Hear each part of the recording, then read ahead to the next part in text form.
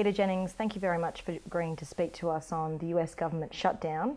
The government has been shut down since early October, and while it hasn't caused a catastrophe yet, it's certainly affected the lives of many in the US and is also affecting US defence and security.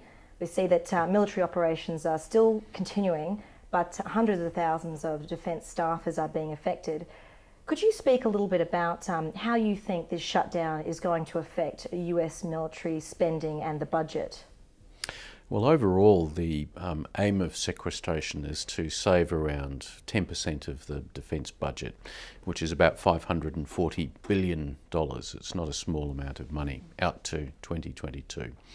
And a lot of that is going to be affected on personnel, because that's one area where savings can be made relatively quickly if staff are furloughed, which is the term which the Americans use to indicate forced leave without pay. Now, for military service, the service ranks are in fact exempted from sequestration, but many defence civilians have been caught up in the requirement to cut funding instantly by being put on leave. And so that will certainly slow down and has slowed down activities in many parts of the Pentagon and the wider US defence system. Yes, 70% of civilian officials are on leave, and it has left a lot of intelligence and national security agencies with sort of skeletal staffs. What kind of impact do you think the shutdown will have on intelligence collection in the US? Well, it certainly will have an impact. James Clapper, who's the head of National Intelligence, Director of National Intelligence, said at Senate hearings at the beginning of the month that the quality of intelligence analysis could only be affected by what are very significant cuts within the intelligence agencies. And so, while it's the case that critical work affecting national security will go on in terms of operational intelligence for the conduct of military operations in Afghanistan, say, there's no doubt, it cannot but have an effect if, large volumes of money are instantly removed from the intelligence agencies. That said, Hayley, we have also seen that the Americans have conducted, quite successful raids in Libya and in Somalia just in the last few days. So where there is an operational need, US military operations will continue. Therefore, where I would expect these cuts to have a biggest impact is in, longer-term intelligence analysis, the sort of long-term military diplomacy that we see taking place in the region. And there the effect is probably going to be more severe. Looking now more towards the Asia Pacific and our own region, there are implications of the shutdown on the region. Obama has been unable to attend APEC. He's sent John Kerry instead. He's cancelled the visits to Malaysia and the Philippines. What do you think the impact is now that the pivot, which has been pushed so strongly in the US, what do you think the impression is now that Obama hasn't been able to go to APEC? What do you see there? Look, I think there are two regional impacts as a result of sequestration. One is reputational, simply the damage which accrues to people's image of the United States when the government just seems to shut down. The other is impacts which relate more to the expenditure of money, US money in the region in support of military activities such as exercises or training and exchanges. So let's take those in turn. On the reputational side, look, I'm afraid this cannot but damage America's reputation globally and in the Asia-Pacific region.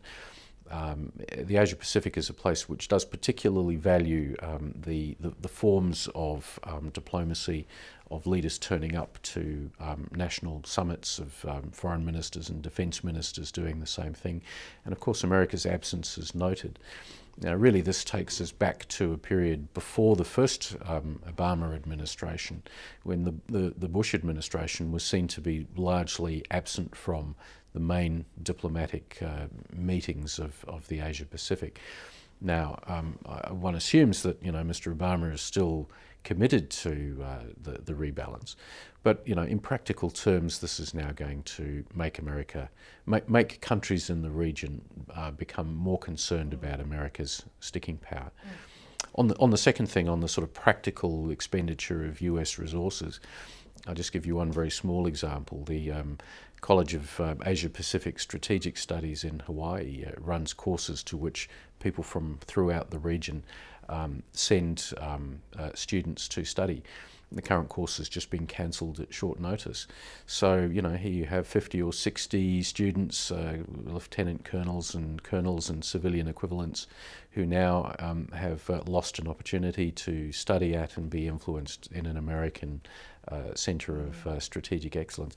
It's just not a good look, and it does not support America's strategic interests in this part of the world. And in terms of the actual, domestic politics having such an impact in the US, this shutdown, specifically in China, in Japan, in Korea, how do you think this shutdown is being perceived, the fact that it has such a huge impact? What do you think the opinion is now in those countries of the US and of Obama? I think it will differ a little bit in each country. Probably they all start by being a little bit puzzled about how it is that the world's last remaining superpower can find itself in a situation that government is just shut down for want of access to funds. And I would think for the Chinese in particular, who are used to, a very sort of directive, frankly, authoritarian style of government, the idea that the executive can be shut down by the legislature, which is really what's happened here, must just be an enormous puzzlement. And surely they'll be saying, well, this only shows that, democracy is an imperfect form of government and not one that we'd like to copy here. I think in the case of the Japanese, as an ally of the United States, it's more a sense of concern about how can we long-term rely on the extended deterrence umbrella, which the Americans say is a part of the alliance relationship. What is the credibility of America's commitment to security in the region? And many South Koreans, I think, would probably be thinking in the same way. So the bottom line here is that it really doesn't help America's position in any of the countries of the region. And what about for Australia? How could this shutdown affect Australia specifically? I mean, would there be an impact on US Marines stationed in Darwin, for example? What are your thoughts on that? Well, the truth of the matter is that although the marine issue is seen to be a very big thing here in Australia, it's a tiny deployment in terms of even the US Marines in the Pacific, which is a massive force of I think around 100,000 people. So I don't think we're going to see sort of immediate short-term impacts of in relation to the next deployment of Marines, which will take place in the north of Australia. Where we are seeing impacts, of course, is that American officials can't visit, that there's a sort of an inability to transact the normal business of a very close alliance relationship, which will definitely impact and somewhat slow down practical aspects of defence cooperation. So again, I think while Australians understand the American system of government and can be patient about hoping that the Americans will find a solution to the impasse between the President and Congress, what it means for the moment is that the alliance has just kind of slowed down. And again, that's not a positive thing, because alliances are successful when two countries are busy doing things together. Now, this shutdown, it doesn't look good for the US government. It doesn't make Obama look good. It doesn't make the Republicans look good. What do you think this shutdown says about Obama's second term in office? How damaging do you think this is? Well, I think in some ways it has pushed President Obama into lame duck status significantly earlier than is normally the case for a second-term president. It's often said that the lame duck period begins perhaps after the mid-term congressional elections. That's 2 years into the second term. Now, here we are.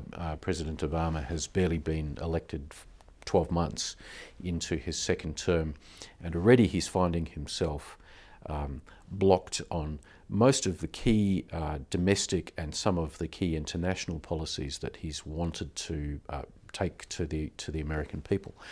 So sequestration is largely a story about budget control and a fight between the Republicans and the Democrats over that. But the Republicans are also using it as a way of attacking what has been one of Obama's signal domestic initiatives, which is the Obamacare health plan for Americans on lower incomes. We really just have now sort of a gridlock between the executive and the legislature on that. And Obama, through, I think, his own misjudgment, also has given Congress a veto over the policy that he wanted to pursue in Syria after the chemical weapons attack a month or two ago. So I think the president's in a very difficult situation, and unless he can find some way to galvanise a sense of his leadership, he's really going to be in lame duck territory for the next 3 years. I don't think that actually gives much confidence, or should not give much confidence to the Republicans, because at the same time they seem to be making themselves increasingly unelectable. So, you know, there is a sort of a radical fringe of the Republican movement which coalesces around what's known as the Tea Party movement, which seems to be pushing them more and more to the right.